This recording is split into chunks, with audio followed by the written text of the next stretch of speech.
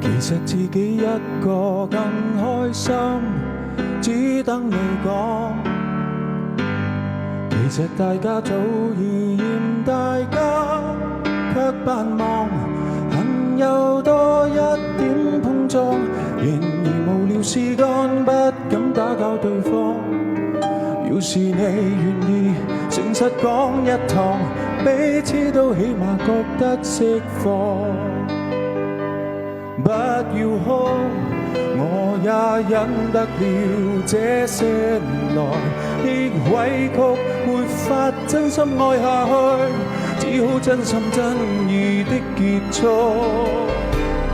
別再做情人，做隻貓，做隻狗，不做情人，做隻寵物至少可愛迷人。和你不瞅不睬，最終只會成為敵人。淪為舊朋友，是否有情深沒有心，只像閒人。若有空難道有空可接吻？這預告發自虔誠內心。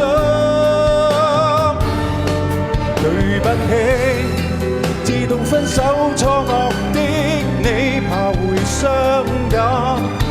麻木的我，現在也可轉台來和你相信。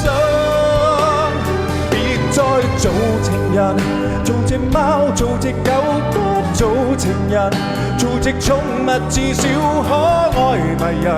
和你相交不淺，無謂明日會被你憎。淪為舊朋友，是否有情深沒有心，只像閒人。若有空難道有空可接吻？注定似過路人陌生，你怎麼手震